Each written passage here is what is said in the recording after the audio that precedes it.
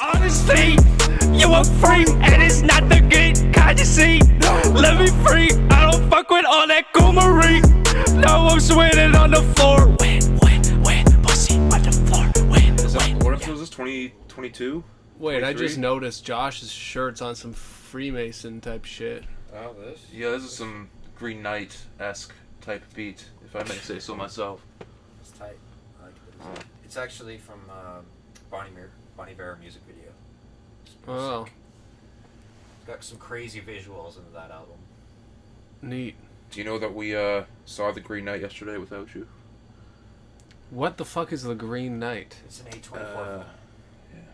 The guys who did Hereditary and Lighthouse and Publisher, not like the it's not the actual actor, directors or anything. But fuck, man. It's very weird. It's a very artsy, it's like medieval, I pagan type shit. I usually like to go into movies blind. This one, I feel like you would enjoy it a lot more if you knew something about it. Because if you know... We immediately had to go watch like a bunch of explainer videos about what the fuck actually fucking happened, like what story was based on. You need to know the original story, which is like a 14th century like poem. Okay, alright, I'm down. Arthur. I'm down. King Arthur and shit. Yeah. No, fuck this podcast. Let's go watch that movie right now. Let's go. Well, you know, we've it's our responsibility to keep up with this podcast now. We've started it, we've created it, and now we got to keep it going. It's my baby. It's our livelihood. This week is a little special because we have our first ever sponsor, and we're a little bit, we're low key podcast. Like, you don't like to talk about a lot of the behind the scenes businessy type of stuff. But our sponsor today is Coke. Have a Coke. That might be their slogan, maybe. Remember that old ass video that we did? Coke, good, delicious, and refreshing. Wow, you have to do it with your hat on. Come on.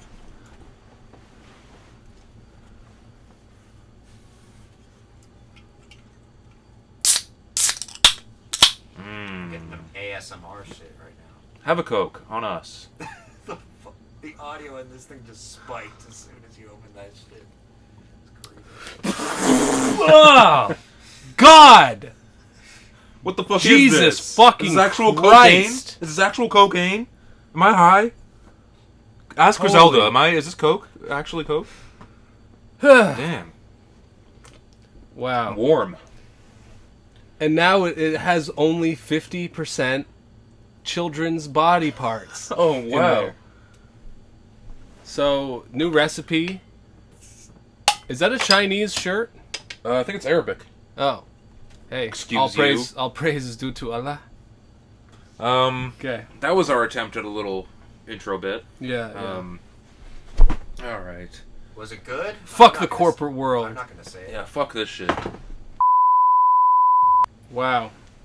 It's so much better now that we have $50,000 from the Coca-Cola. Oh, God. Now we don't have to do this fucking bullshit podcast anymore. Fuck. But we here. $50,000 and you're retiring forever? I don't think that's gonna... We're retiring the podcast. We got everything we can out of the podcast. $50,000 for this podcast? 50,000, I can buy my first brick. Okay? An actual brick? Get the actual... $50,000 no. for a literal brick. Just leave him. Just leave him.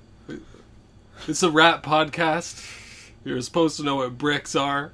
I know. We have the vocabulary sheet behind Alex over there. You gotta keep up. I was being facetious. Activists, you gotta keep up. I forget what activist is. That's just lean, I think. Oh. Or like prescription brand lean almost. Why's it called activist though? I don't know.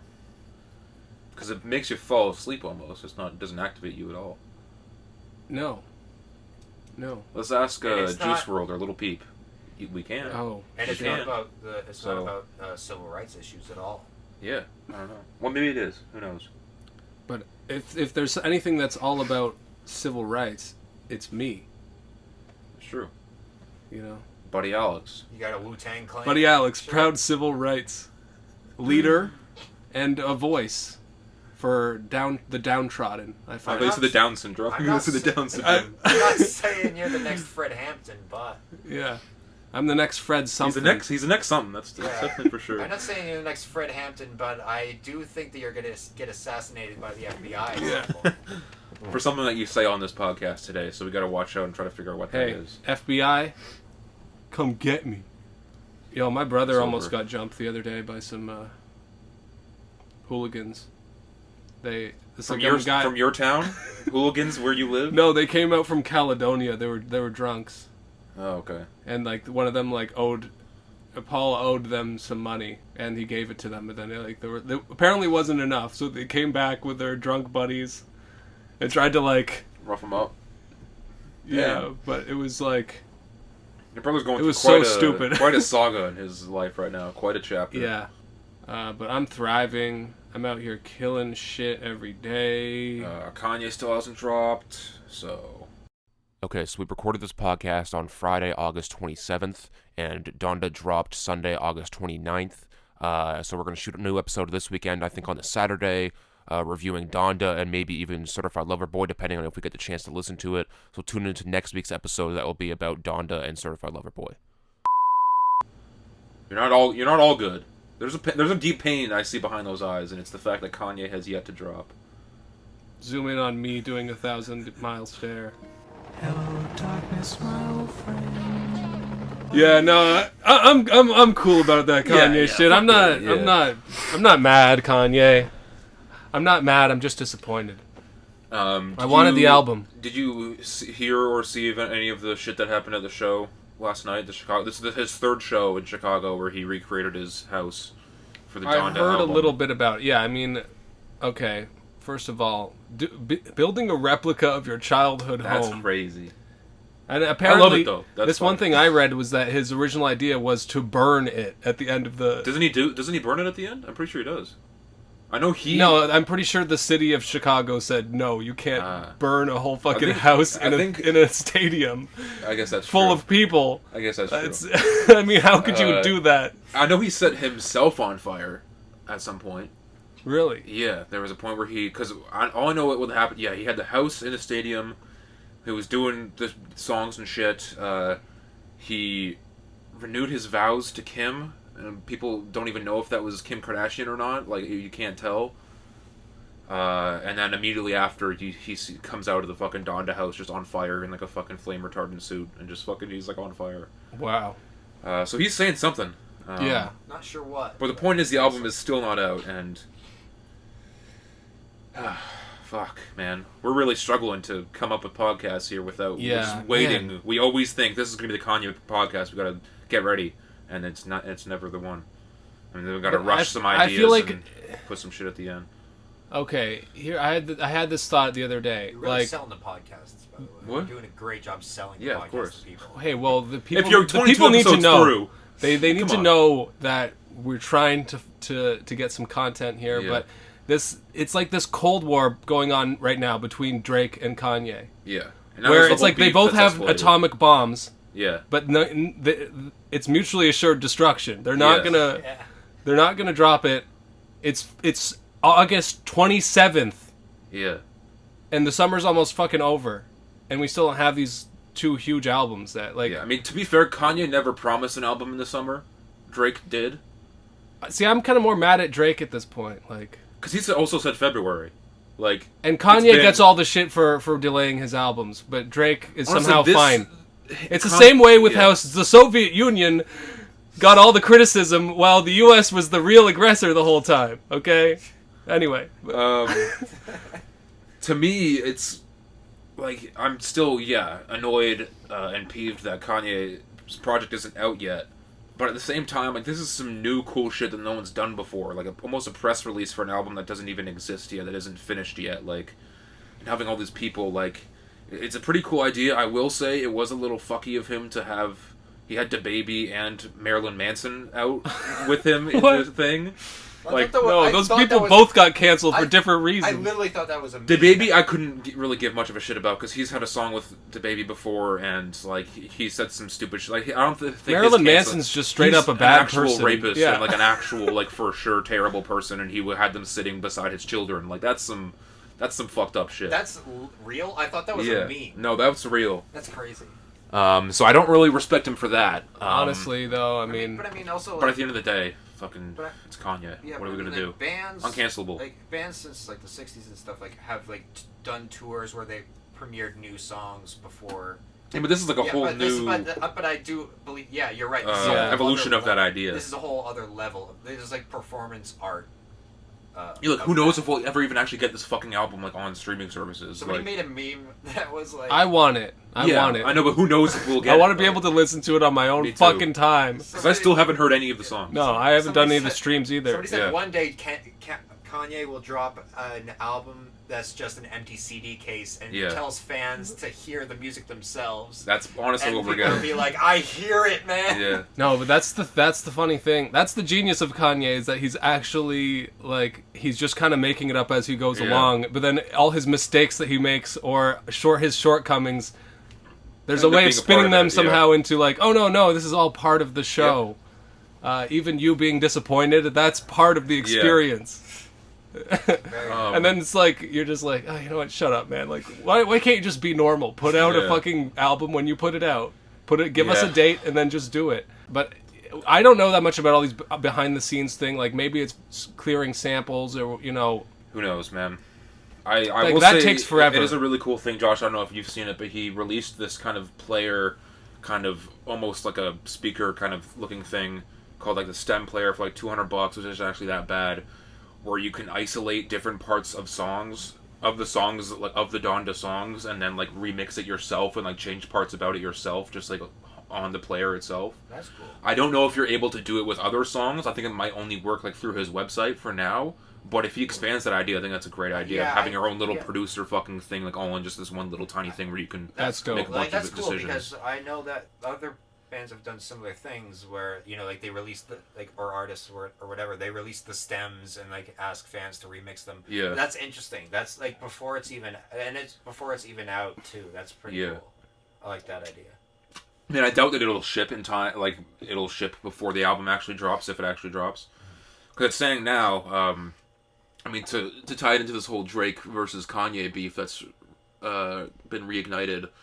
Drake, I don't know if you saw it today, it was on like Sportsnet or some shit like that, or SportsCenter, where fucking like it got hacked, quote unquote, and then there was a thing of, it said like Certified Lover Boy dropping September 3rd, which is next Friday, so a week from now. Right. I don't know if that's, Drake hasn't said anything about it. It could have been bullshit, it could have been just promo shit, it could be real, I don't know. And then Kanye's on the Apple Music, Donda says September 5th now, which is the few days after that. So kind of like him, it seems like Kanye is trying to drop.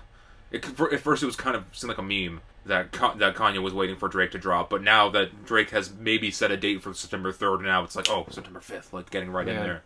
There's so much behind the scenes politics that like we only know like the 10%. But the shit, bro, did you see that the whole Joker text with that was great, hilarious, man. Holy shit, that was a fucking moment. Just fucking Drake saying, Kanye saying, "You will not recover from this." Texas and a Joker emoji, dude. Holy shit! And he adds Pusha T to the fucking thing. Oh man, what does that mean? I don't know. I think because it started with we'll talk about it in a bit, but Trippie Redd dropped an album and had a Drake feature, and Drake said something along the lines of like, "Yeah, ain't changing anything for me. Yeah, he's pushing 40, 45-year-old shit." Like, and then Kanye said something like, "Yeah, I don't know what he said. He was like, he called him like a kind of like a bully jock kind of character. I mean, that's kind of accurate. It's like a nerd jock. Yeah, it's like I've spent my whole life taking shit from nerd jocks like you. Yeah, he's a nerd who thinks he's a jock. I think that's what I mean. And that's a pretty good description of Drake. Yeah. That is Drake to a fucking T. Yeah, 100%. Like, because I don't know. It is so petty and so stupid at the same time. Like the idea of this being seen as a beef, like on the same level of like rappers that literally are killing each other and stuff. Like posting as a 40, they're both in their 40s. Yeah, and Drake, I don't think Drake's in his 40s, but he's getting there. He's like 35, probably something like that. Just the idea of people that are that old posting screenshots of a text where they put a picture of Joker, and then Kanye like takes a screenshot of like he fucking dogs Drake's address, but I'm pretty sure most people knew about it. Like from what I researched, everyone knows that he lives where his mansion in Toronto is. Yeah, it's fucking up North New York type of area. I think I have looked it up before, Like, and you could find it pretty easily. And the fact that Drake then responded to him just laughing on his Instagram story, I'm like, this is just the most petty fucking high school level bullshit. But it's still super entertaining, and to have two of the biggest rap stars ever to fucking be kind of engaging in a way. Who knows if they'll actually have any music that comes with it, but... No, I don't think they really need to. It's like, that's why the whole Joker and Batman metaphor kind of works, is that like they are sort of polar opposites in a way. They're very similar. They're kind of similar. Oh yeah, both their egos are crazy, and both of them are really just like soaking up the publicity. They're loving. They're both narcissists. Yeah, different types of narcissists. This is like perfect PR. You're like, this is like a perfect ad campaign. Like starting beef, like that's half the reason why rappers do it nowadays. I feel like it could. This whole thing could completely be blown under the rug as soon as either album drops and there's no diss bars, and then it's just over. Because I mean, I guess the Duppy freestyle was more of a shot at Duppy. Was more of a shot at fucking Kanye than it was to Pusha T. But like, they still haven't really had many like bars or musical exchanges that actually stemmed from this beef, so it doesn't really have any. No, we have is that one Drake bar on the Trippie from song. The Trippie Redd song. Crazy. But Trippie must be loving it though. His fucking streams from that shit must have been fucking astronomical. Yeah. What were you gonna say originally? Just the whole metaphor of the Joker and Batman. They sort of need each other in a way. Yeah. Oh, but that was kind of. I feel like outside of this room, like the majority of people would immediately side with Drake, as far as like not necessarily true. As far as in the last like 10 years has way more jams, way more mass appeal and popularity. I think if you're including Kanye is more of a legacy artist, I think, at this point, like because his major hits came at least 6 or 7 years ago. I have more respect for Kanye in terms of his experimentation and his ability to push the genre forward. No, I think all of us in the room are. No, we're Kanye fans more so than Drake. I misunderstood. But I'm just saying, your average person would just say, well, Drake obviously is better. Because the general public also would be like, oh, well, Drake is going to outstream him anyway. It's going to be way bigger. I'm like, that's not necessarily the point, though. Like, that's behind like beef necessarily. That's why Drake is going to win USA the numbers game. in this Cold War metaphor. Drake is the USA and Kanye is Soviet Russia. Drake is going to win the numbers game every single time against Kanye at this point. There's no question. Like, if they both do drop on like the same day, Drake's going to outsell him for sure. But Kanye will probably have the better album and maybe better rated album, like because they're hits on views and More Life and all that shit, but they haven't really been that well critically received. Like his past few projects, like people kind of have a narrative of everything post. If you're reading this, it's too late. Is not that great, and his best shit is also kind of before. Kind of like with Kanye, like shit before. That's a pretty good argument. Shit before My Beautiful Dark Twisted Fantasy, everything before that was great, and then everything after is a little more spotty, right? So they're a little bit more similar than we think, but it's still like, I do agree Kanye is more of a legacy act than Drake at this point. But give Drake another 5-6 years, I don't know if he'll be necessarily on top anymore. I think he'll be more of a legacy act. Drake is the polar opposite of Kanye in that Drake plays it safe, and it is a market. Yeah. He sees it as a as a capital gain, this is how you push products and stuff like that, where Kanye is more on the art side. No, but Drake is a real artist too, though. I mean, he experiments and he... but not as much as you're comparing. I feel like... I'm talking comparatively. He's definitely taken more risk in his career than Drake has. Yeah. I still think Drake is more popular and liked overall, but people have stronger opinions about Kanye. Yeah. But you could... Maybe the whole discussion is a little bit old. Like, I mean, it's been a kind of off and on beef for 5-6 years now, almost. So it's like, is this something that only matters to people who've already been into music for like 10 years? Maybe. Or like people like the young and up and comers. Like, do they look at these people like, oh, those are both legacy acts, or I mean, I guess Drake still has a lot of cachet. Yeah, no, not just in rap, but outside, but just in music and celebrity in general. No, I definitely, the younger audience, the people that were born like 2002 or 3, like definitely would be like, oh, Drake's winning that battle. Not like they don't even consider Kanye a threat in a sense. And that's who you see more opinions, more of the online discourse is driven by young people. In an actual beef though, Kanye has nothing to lose. He's an open book. He's fucking He knows he's crazy. He knows Yeah. he's fucking unhinged and fucking wild and has done some crazy shit. He's Drake Donald has Trump. definitely more to hide. Yeah. Yeah. With the whole Adonis thing, like that was a huge thing. So Yeah.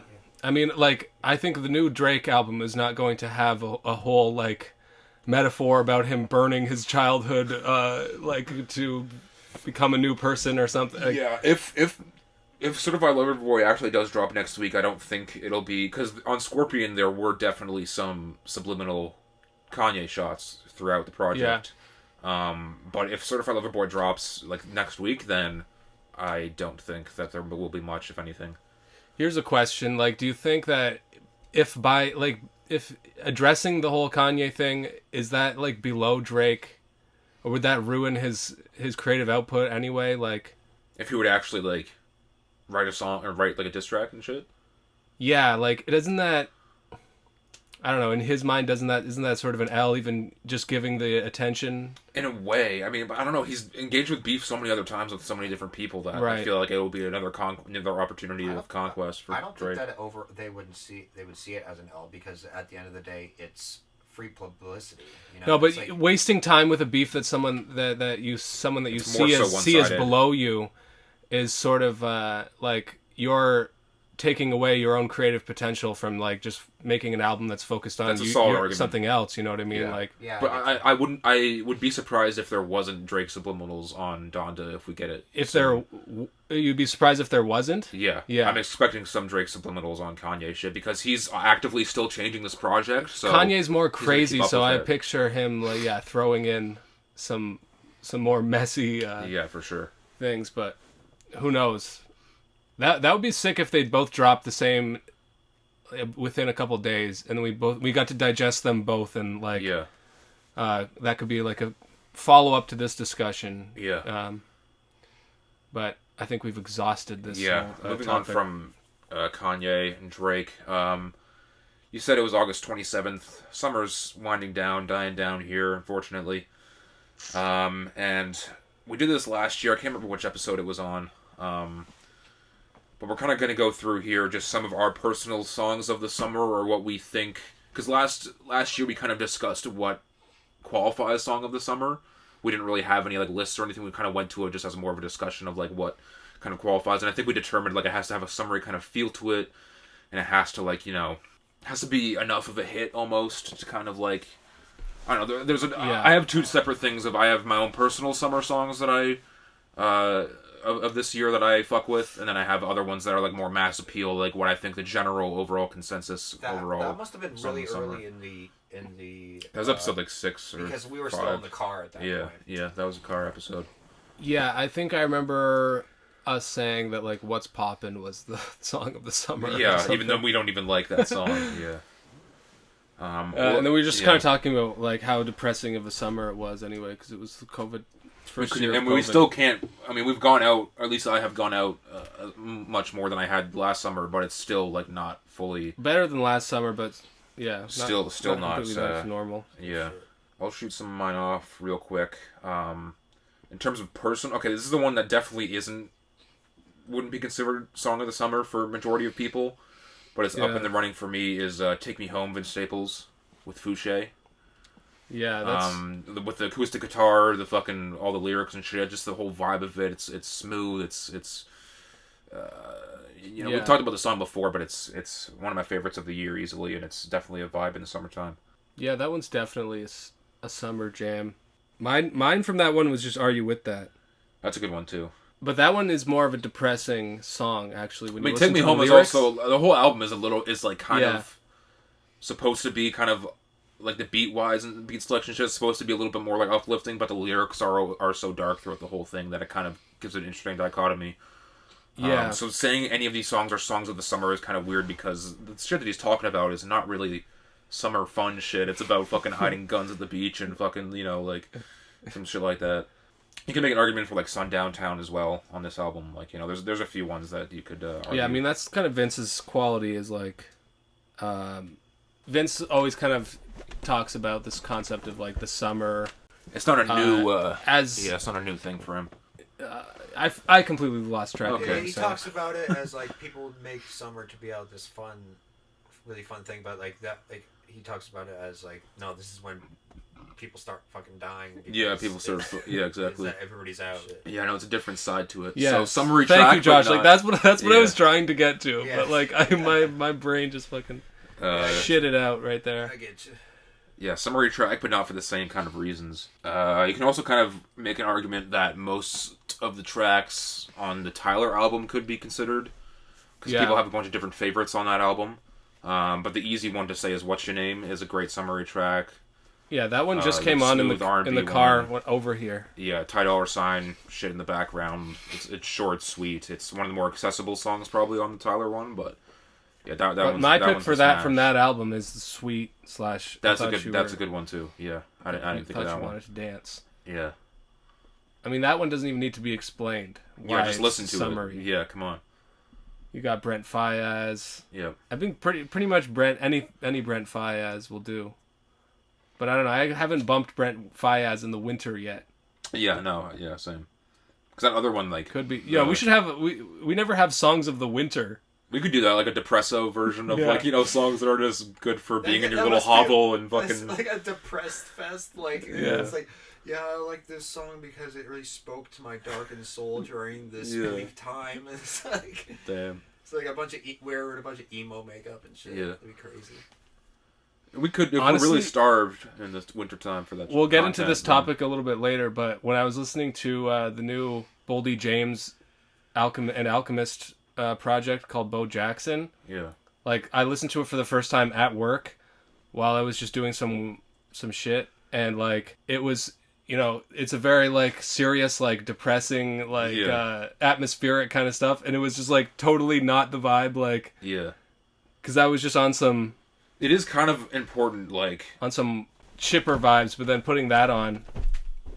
Like, I find that this summer specifically, I've been listening to a lot of music with people while I work, and then that's why I prefer just, like, radio-friendly, like, nice, catchy songs that are, like, not about, like, heavy topics or anything, Yeah, for sure. But then I get into my own personal bag with my headphones on, and I'm, like...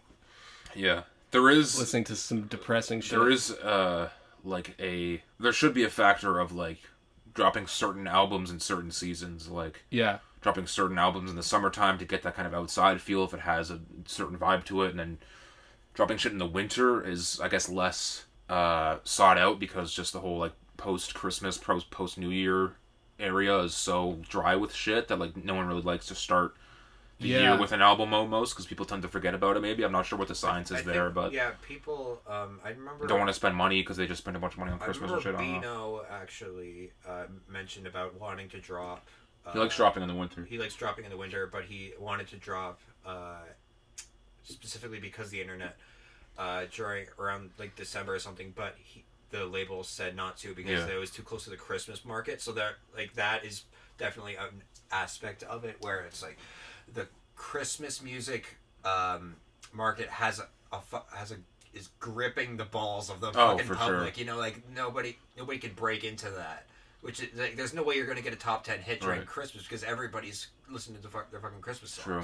So like that's. But the whole post-Christmas thing, like there's always like January, February. There's like no one ever. Oh yeah, I mean go back and listen to those pods. We have nothing to talk about. There's like we did a Mac Miller episode. Yeah, there's such a drought, in that because Christmas music. But post-Christmas though, I don't understand how. Yeah. The Christmas music would still be charting. That doesn't make sense to me. Yeah. Like December, that makes sense because no one wants to do that. Like that theory makes sense. But January, February, no one's listening to Christmas music anymore. I feel like that doesn't make as much sense. But maybe people, I don't know. But I always applaud people for like Slow Tie who dropped in like February this year because I'm like, yes, like fucking actual music, and you just listen to that over and over again. And it's honestly a good time because it gets people, at least people like me, to listen to just that for a while. You have more time to just sit with it because there's not a lot of other music coming out. One thing that I noticed though with this Bo Jackson project was that like during the middle of the day, like it just didn't really sound right. But then those like those summer nights where you're just like sitting out in the backyard, like, and it's like all vibesy. Yeah. That's when you want to hear some Alchemist produced, like very slow, like atmospheric, and the use of all kinds of samples and stuff like that. Like, don't get me wrong. I don't want to hear pianos. I don't want to hear like "Take Me Home" by Vince Staples out on a patio. Really, I want to hear when I'm on my having a fire or like fucking like hanging with the bros in the backyard, or like not really doing much, like kind of on my own, like biking around on my headphones. Like there's certain music that just fit certain situations, like it was made for it. Or like if there's two different types of summer songs. One where you're gonna hear it outside, and it's a mass public type of thing, and then there's other ones where it's a summer song, but you want to hear it more on your own terms. Here's my next one right here. Wouldn't It Be Nice by the Beach Boys. Yeah. Okay, that didn't drop this year. But that one's been going off lately. I don't know. I don't know if you guys have been listening to not Pet Sounds, but yeah, because they use it in the one Seinfeld episode where they go to the Hamptons. Oh right. The famous Kramer montage. Yeah. And I watched that episode and I was like, yes, bro. And then listened to that song a million times, and now it keeps popping up on my YouTube. Nice. That one, wasn't that one? Like, my baby takes the morning. Yeah, that was a different Kramer montage. That was the one where he's working. He's doing a job or whatever. He's got a job. Didn't they play that one during the in the trailer for Lamb or whatever that A24 film? I have no clue what you're talking about. There's what? There's an A24. There's a new A24. Yeah. Called Lamb or whatever. What if a lamb was evil? And they played, I think, "Wouldn't It Be Nice?" or like some really cheery. Oh, like ironic use of okay. I see what you're saying. I just like you mentioned it, so it made me think. Wait, was that song? Okay, but seriously though, my real pick is "Kiss Me More." That's what I was gonna say. Yeah. That's probably. That might be considered song of the summer for most people as well. Almost like it's most a people, smash, like, and I'm most people. Yeah, I mean, I love that song. I would consider my other one was "Skate" by Silk Sonic, but it came out too late in the summer. It's too early. Yeah, no. And that what's really pisses me off is that they said they're gonna drop the album in January. I don't want to listen to this album in January. I want to hear it in the summertime. I'd rather than wait till like April to drop than January, honestly. But I guess that's good. I know, but I'm just saying, like, it's such a perfect. At least these first two songs are such a perfect vibe for the summer. Like, I don't understand how they're not dropping in summertime, but I mean, I'll take it. Fuck it. The rest of the songs I had here that could be considered maybe like. Okay, no, but here one more thing on "Kiss Me More." Okay. I saw this one review where the guy was kind of complaining that it sounds exactly like "Say So." Okay, that's an argument, I guess. But... Yeah, it kind of does. Yeah. But it's the same. But it's better than "Say So." I think it's formulaic in the same way, and it's like a manufactured fucking pop hit. But it's I don't know, like just because it has guitars in it, it doesn't mean that it's fucking complete rip, you know? Yeah, I mean it goes off. Yeah, and SZA, I'm starting to appreciate like more and more. She's great on that track. I still haven't listened to any of her projects. Yeah. Yeah, that's one of those ones I've been meaning to do. But the song "Good Days." That's another one for me. That probably came out like last year or some shit. I think it came out like earlier this year, so. But that's one I was bumping a lot this summer. I also have here, some people may consider Post Malone Motley Crue as one. I don't personally. It doesn't have that sound to me. It was a hit in the summertime, but it's not really a summer song. Came with the money. You couldn't make an argument for Lil Nas X, Montero. Come if you want. That one you could make an argument for. I don't really like it that much. I think once everyone forgot about the controversy, the whole thing kind of deflated. And Industry Baby is more of a rap type. I don't know. That's not really. Yeah. I mean, I'm sure it was a smash, but. And the other one I have here is Justin Bieber Peaches. I keep hearing out all the time, and it's an annoying track. I'm starting to like it more though. Yeah, I liked it when it first came out, and then I think at the end of the day, it's good that Giveon and Daniel Caesar are getting this extra exposure, and the only way it's possible is if they attach Justin Bieber's name to it. Like, but I mean, in the end, I think it will be good for music. Yeah, even if that song particularly is a little bit mediocre. Like, yeah, it's at least passable enough. Getting yeah. And if Daniel Caesar gets more fans, then I'm into that. Exactly. Yeah. What are my other ones? Yeah, I think if you... J. Cole, My Life. Okay, that's a pretty good one. That's one I listen to a lot. Yeah, that one to me isn't necessarily like a summary type of It's one I heard in the car a lot. Yeah, I haven't really bumped that album that much this summer, actually, so... I like it. Okay. Well, general consensus, we can say Kiss Me More is this year's... Because we both agree on that one, I suppose. Congrats, Doja Cat. Moving on from there, we got some new music shit. Okay.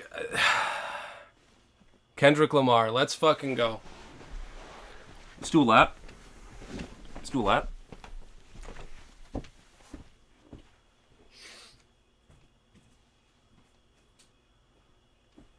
Only pop off on occasion, brother.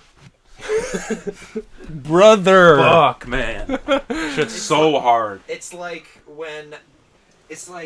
Kendrick is the king looking down on Drake and Kanye, who are the peasants. Yeah, who were like, yeah, y'all can do whatever the fuck you want. He's like, Yeah. I'm still on the top of this shit. Oh, Drake is looking at from his throne like, the peasants are having a feud. Honestly, it is true, though. Like, Kendrick is just shitting on the whole game right now. Fuck, like, so many fucking bars. The whole, call me by 4 letters. I think that's King, is what I said earlier, but I'm not sure exactly. The whole PG Lang thing. I'm the vaccine. I'm the vaccine that the game needs me to survive or some shit like that. Like, 2021, I'm coming for y'all. Like, fucking... Then he says, Kanye changed. Yeah. But I'm still a classic Gemini or whatever. Which, that's a great little way of throwing his hat into the ring there. But, like... Honestly, I like Baby Keem's part of the song. I like that a lot. Pretty well as well. I mean, it starts off kind of weird. The whole like, Bert. Yeah. Is a Take him to weird. the potty. He's a nerd. Yeah, I don't know. What does that mean? I'm not sure. It's like, fellas, is it gay? Shoving nerds' heads in the toilet. Whatever. Where do you ever call that? Swirlies? Yeah. Or whatever. I wouldn't know. I'm too cool for any of that shit. Yeah. I would know because I was both the person who did that to others and the person who was done to. But not at all. After the intro, it's complete lie. After the intro part, Baby Keem, just his flow is pretty like he's rapping pretty fast. He goes nutty he's with going it. off. Music video is fantastic. One of the videos of the year. The whole fucking thing where he goes like this and then he transitions into the other fucking side, like doing the shopping cart shit. It's hilarious. Like, that's so awesome. It's so fucking, like, cinematic the way that they do it. The whole scene 1, 2. He's there with all these ballerinas, and then on the other side of the screen is like a gradient thing. Yeah, I don't know why that's so funny. Man. And just, like, he's just doing these dance moves. Yeah, and like, Kendrick is doing, like, this shit, like, fucking dabbing and shit. I'm like, this is crazy. If I was doing this shit in a music video, I would be fucking ostracized. Honestly, like, I was much swag. I was reluctant to accept Baby Keem as like just because he's some guy's cousin, you know? Yeah.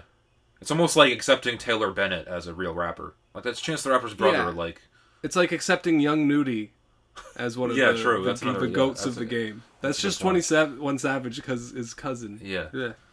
21 Savage's cousin. But yeah, this one and the Travis Scott one kind of came and went, but I still did enjoy that song. Yeah, that one, the video comes up a lot when I'm watching the video channel, right. And I'm appreciating it more and more just because of it's. But this song is probably the best verse I've heard from Baby Keem. So I mean, by far, he's going in with Kendrick, he's got it. Yeah, exactly. Fuck, he's got to bring. Kendrick probably gave him that verse. Anyone would look a little bit weak on his song. Yeah. I mean, just with how much Kendrick killed his shit. Here's a question: has anyone ever out-rapped Kendrick on a song? You can make the argument for J-Rock on Money Trees, honestly. That's a great verse. I would say Taylor Swift on Bad Blood. Yes. She bodied that shit. Okay, now go ahead. My favorite rappers are Taylor Swift, Ed Sheeran, and Olivia, whatever her name is, Rodriguez or whatever. What were you gonna say? I would say it's close, but I would say Earl on Really Dope. Oh, that's a good Earl on Really Dope. But that's not being out rapped though because he did a verse and he did the chorus. If he didn't out rap him, it's head to head. Yeah, that one's a close one. His verse was so fucking good on that. Shouting sheep. I'd gave say it all the public housing. Oh fuck! I'd say Wayne on Mona Lisa raps Kendrick probably. That one's very close as well, but I think just because Wayne sets up the whole story and like raps for much longer on the beat than Kendrick does, I think to me like is reason enough. But That one's 2 Chainz close. out-raps him on fucking Mama I Hit a Lick. That's a great. I forgot about that one. That's a crazy track. No, yeah, it's very honestly, rare, if at all, you know. Yeah, randomly the other day I rediscovered fucking "Look Over Your Shoulder." Busta Rhymes with yeah, Busta Rhymes and Kendrick too.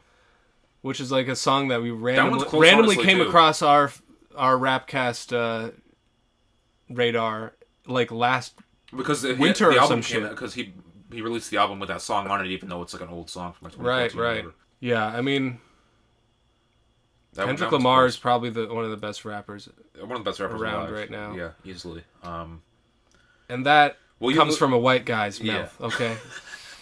3 of them, in fact. Have you seen that post about, like, it's like some guy on Reddit who's like, oh, dude, I'm such a big Kendrick Lamar fan that when I see a real black person, I'm starstruck. Jesus Christ. I have not seen that, What the actually. fuck, man? Like, Jesus. Yeah, fuck me. Will you listen to this new Baby Keem album? If it comes out like gun soon. to my head? Yeah. Yeah. Okay. I'll probably, if the feature list is like Kendrick and Travis and a few other people, like, you know, I might give it a listen. Wait, was this recent song a Baby Keem production featuring Yes, Kenny? it's for a Baby Keem album.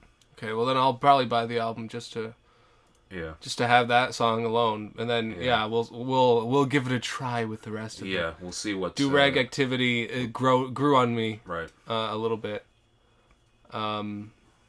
Yeah, it is still hard for me to accept him just because he's not really self-made the way that Kendrick is, but he has potential. There's something there, so I'm willing to give him a little bit of a shot here. At the end of the day, we'll see. I got love for all the rappers in the game. Okay, except for Bluebeard. That's true. That trash MC. All right, I'll go off on Trippie Redd album, and then you can go off on one of the other ones that you listen to. All right. Trip at Night. I have tried getting into Trippie Redd at multiple different times now, and aside from a few tracks, I've been pretty kind of lackluster, kind of disappointed. But this album is pretty good. It's all like hyper pop type rage, hyper trap. I don't know what the fuck you want to call it. Yeah. But you know that little Yachty song we were listening to earlier that had the kind of like the video gamey type beats? It's like that, like pretty much throughout the whole thing. Yeah. So it gives it some good consistency. Features are really good on it, from Ski Mask to Slump God. Juice WRLD has a great one where him and Trippie go back and forth. I listened to the track with Drake, and I mean, there's the Drake feature. Yeah, I mean, I definitely like his wacky energy that he brings to it, and I don't know, it's kind of hard to describe. It is a little bit too long, like towards the back half of it. It's like, okay, yeah, all right, you get this kind of idea of the sound. He doesn't really do much else new with it. Pretty good XXX posthumous feature as well. Really? Molly Hearts is a great song. Finish Line is great. Holy Smokes, Little Uzi Vert is really good. Supercell is just complete, just like him, just going off about Dragon Ball Z. It's pretty nerdy, but it's pretty good. Wow. Miss the Rage with Playboy Cardi is good. Towards the end, some of these don't really hit. There's one really good one. Miss the Rage is like the most... That's such a song title from like the millennial generation. Oh yeah. And there's one of my bigger complaints is the last 2 tracks aren't with that same vibe, aren't with the same hyper, and it kind of throws it. It seems like it could have been easily a part of the deluxe, because I'm sure it's coming. Fucking every rapper does a deluxe. Trippie Redd will definitely do a deluxe.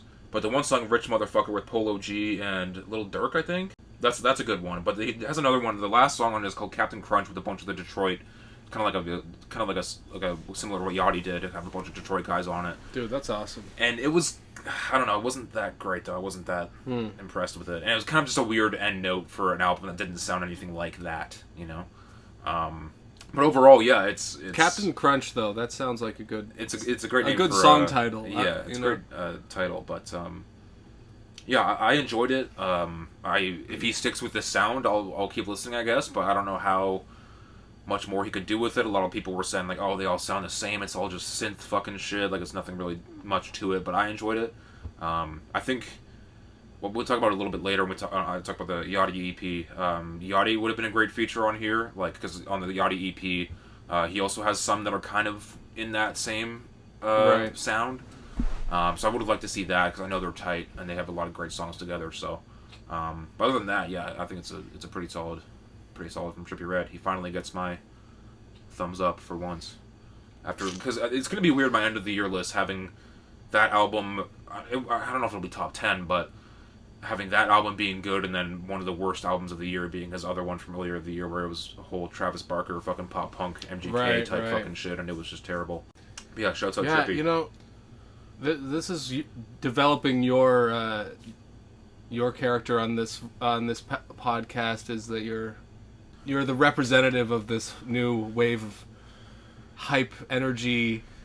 Hyper pop, I'm into the rage. kind of Rico Nasty type of same. I'm into that kind of shit. So I'll see how far I get with it until I get bored, or maybe it's the new wave. Yeah, I don't know. I think with me, like I kind of like that general style of music, but only like only a small percentage of it actually breaks into my brain. Yeah, no. And other stuff is like, I would hear this like drunk at a party and just vibe to it and not think about it at all, you know what I mean? Yeah, no, there's some other ones that I've heard from some artists that are just purely like that kind of artists, and I'm okay, like this is a little much, it's a little, you know, I need a little bit of lyrics, a little bit of ideas, a little bit of uniqueness or right. But this something. this one was interesting enough to keep me with it, so.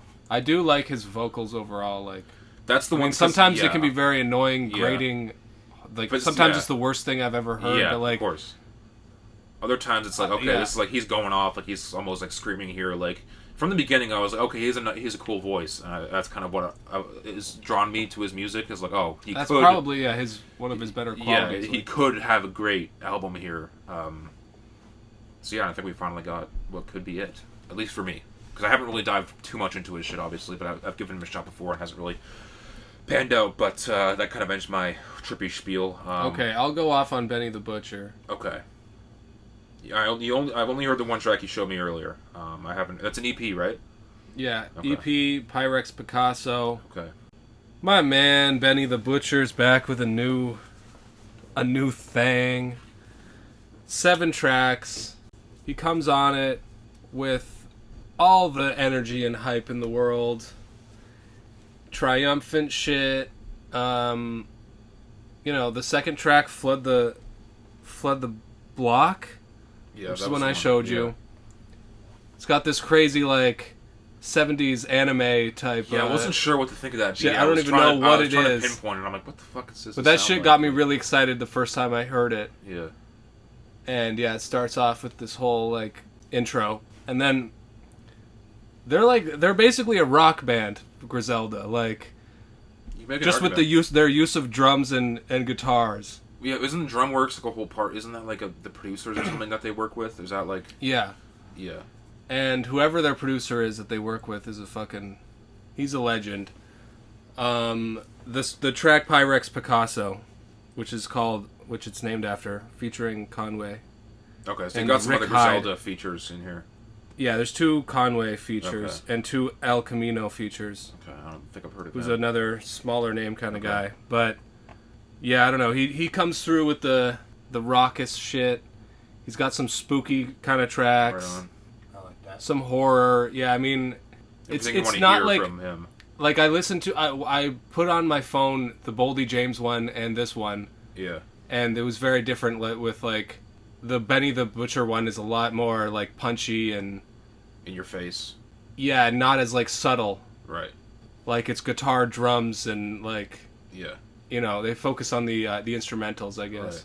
And yeah, I mean, lyrically, like I can't think of like much that stood out to me. Other than it's just another project like about the struggle, making it through. Yeah.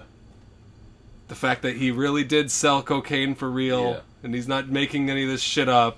Yeah. Well, to me, it sounds like you're getting everything you want from Benny in a short amount of time in an EP, which is a good thing. Like as much as you would like an album.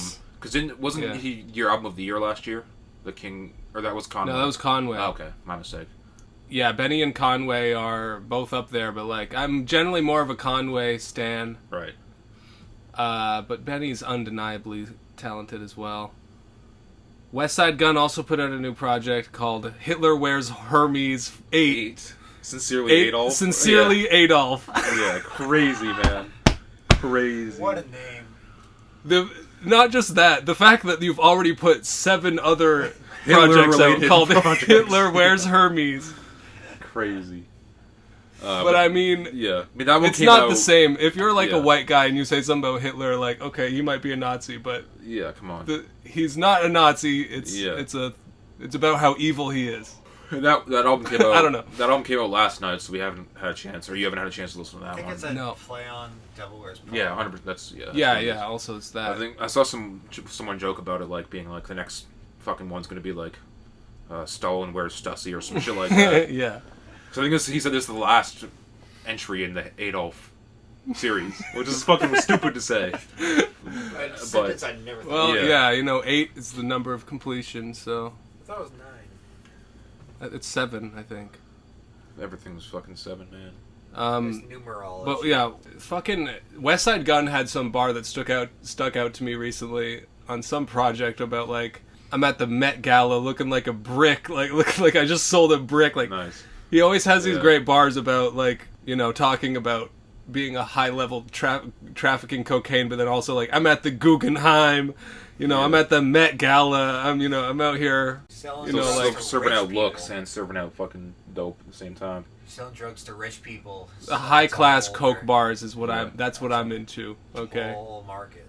This is Bo Jackson was the name of the Alchemist, and Boldy James was it? Yeah. I listened to the one song with Earl Sweatshirt. I don't remember much from it. I listened to it one time. I remember liking it. It's called Photographic Memories. Yeah. It's a good fucking track. Like, dude, Bo Jackson is one of those projects. Like, the last one I listened to with Boldy and the Alchemist was called the Price of Tea in China. Was it the one with the shark as the cover, or was that a different one? That's the one that has a MC Escher style painting as the cover. The shark one is a Conway. Oh, it's Conway. And the Alchemist. Oh, okay. I'm getting confused. The point is, when it's the Alchemist, I'll listen to it. Yeah. I'll listen to anyone just because I love his style so much. And we've already talked at length about. We show our love to Alchemist pretty much most episodes. So. Yeah. But there's a couple songs from The Price of Tea in China that really, really got under my fucking skin. Just because, like, he really gets at that I don't know, like, emotion of, like, danger and, like, the sense that you're, like, living in a movie or, like, that, you're living in a gangster movie or, sets a scene. It's extremely, like, cinematic music. Yeah, very cinematic. Is he a part of Griselda officially, Boldy James? Or is it kind of more, like, unofficial? I'm not really sure. Okay. I don't really know these things about the game, but... Just gang activity shit. They're definitely involved. I mean, this most recent album, Bo Jackson, has features from Conway and Benny, and Freddie Gibbs shows up in one of the tracks. Really good. He has this. He starts off with just like "fuck them kids, bruh." Yes, I love when any fucking track starts with that shit. But that one, what was that one Denzel one that came out recently? That was like, "This is the kind of shit you want to curb stomp a newborn baby to." Like that kind of shit. That was I love the Art of when War people song. like hype shit up like that. Like, fuck them kids. I love it when people talk about murdering children. Yeah, come on, man. It's hype. Fucking even when Yachty in that I Spy song to Kyle was like, man, fuck them kids, bro. I'm like, yes. So fun. On Freddie Gibbs' song, he really comes through with the fuck society. Some Joker type beat shit. I'll murder everyone. But, yeah, I mean, like, Boldy James is that's one that you have to listen to several times before it really starts to, like, just because he's very lyrical and, like, he stuffs a lot of meaning into his poetry, you know what I mean? Mm-hmm. Whereas, like, on the first couple listens, a lot of it just, like, it doesn't quite set in with you yet. Because it's very complicated with a lot stuff. of lyrical guys or guys that have more substance in their raps, like with Earl or something like that, like, it rarely clicks right away. Like, I'm still discovering bars from Earl that, I revisit. Yeah. Oh, fuck, I never got that until now. Like, yeah, and that's why, him and Boldy and Earl sound great together because, they're both kind of on that tip of, like, they're just very intellectual and, like, drop references that are insane. And, like, they have tons of psychological insight into, like, depression and, like, all these very relatable parts about life that's how you relate to him, even though you don't really know anything about the whole gang life or the whole street life or anything. Like, no, I'm really vibing with this Boldy James, Bo Jackson, but I can only listen to it at night Yeah, at this point. Or when I'm sitting there alone smoking weed, you know. I'm not going to throw that one on for my work friends. The Rager, yeah. Okay, moving on from that. We touched a little bit upon the Childish Gambino song last time, but neither of us have really had time to sit with it. I don't think you had heard it yet. I've had more time to sit with it. Beautifully sung. It's a great performance by Gambino on that one. Talk real quick about the Earth Gang song, another teaser to their Ghetto Gods tape dropping this fall, I think. This one's about Erykah Badu. I think they get some guest vocals by her, which is cool. Olu goes off. Wow Great is the second guy's name. And he has a Wubba Lubba Dub Dub bar, which I can't fucking stand. But, you know, they have enough good music that I'm willing to let some of these bars slide. But that's still another solid one from them. This kind of an abstract song with Ryan Beatty, Sierra Nights. I really liked it. I wasn't expecting because I've been a little bit bullish on Brockhampton. Yeah. For the past year and a half or so, but this one kind of reminded me why I liked them in the original place. Was like they're very creative. And the hook is like just dumb catchy. Like this would probably be one of my favorite hooks of the year if we ever end up having that discussion. The mustache has to go though on Ryan Beatty, but the hook. Dogs. Fantastic. He looks like Sidney Crosby. That's true. 2009 Sidney Crosby specifically. But yeah, no, the music video is a vibe. Like Kevin's vocals and lyrics. And like I really like the song like halfway through when they switch it up. The guitar kind of comes in and then Kevin kind of has a different kind of refrain and it's really solid.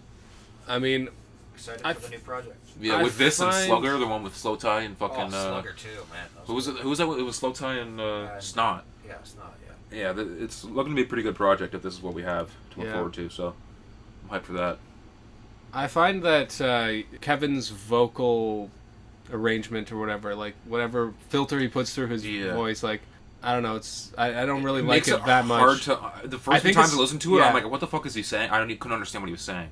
That's what it is. But after you listen to it a while, it's earwormy, it's catchy, it's infectious, and you're able to understand more. Like, I've listened to it a few times now, so. Earwormy, catchy, infectious. That's episode title right there. Boom.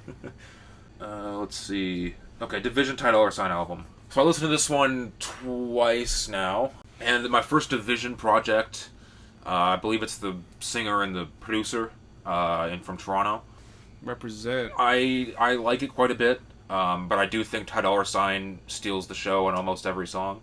At one point, they have a part where it's like Ty Dolla $ign interlude. He has his own little song, and then Division interlude. They have their own little song.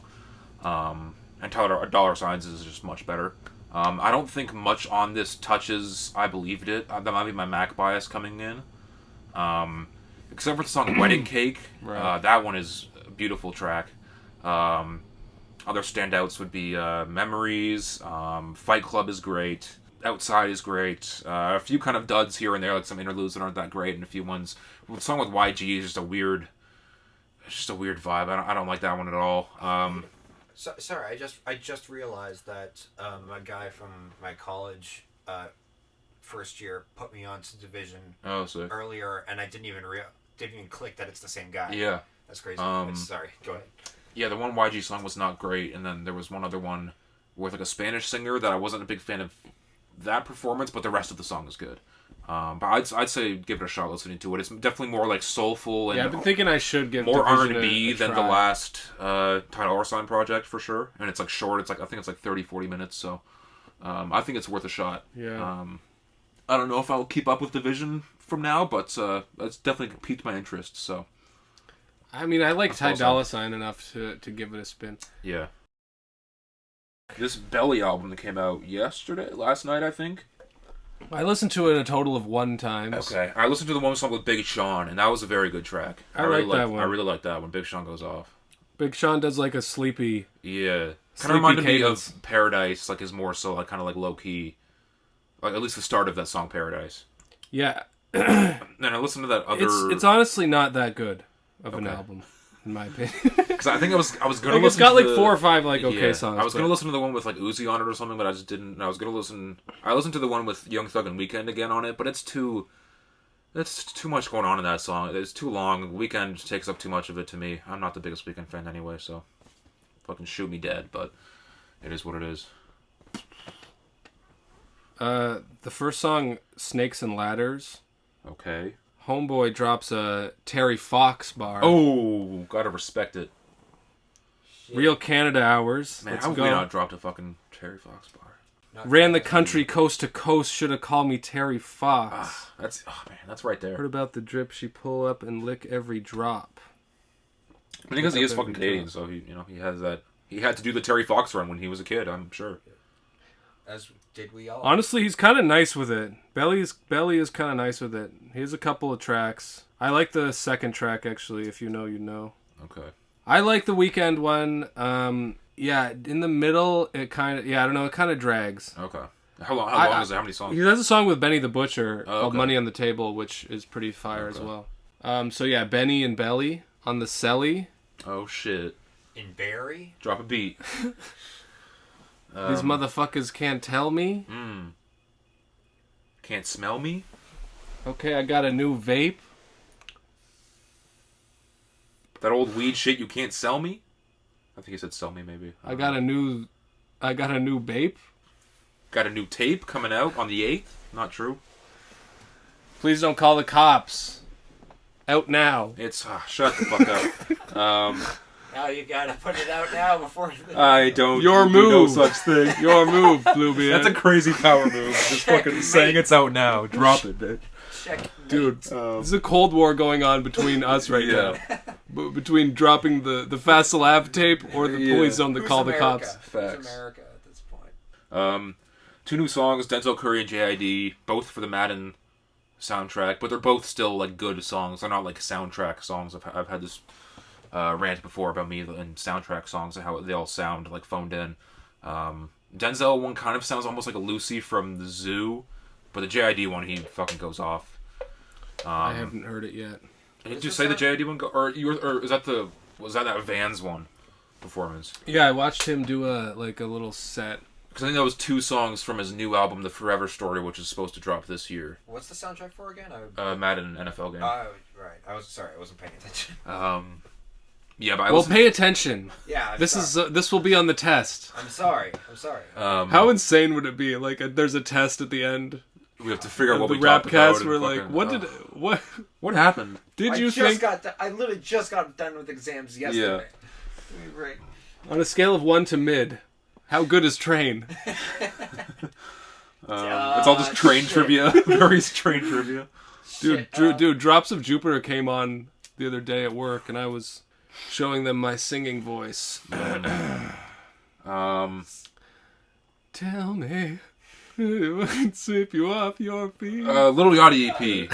Birthday Mix 6. Cut that right off. Has a few solid tracks on it. Phase On, Lexi Sub is one of the names on it of the track. You might as well. You could just be making words up at this point. Yeah, sure. I think Solid is the one with.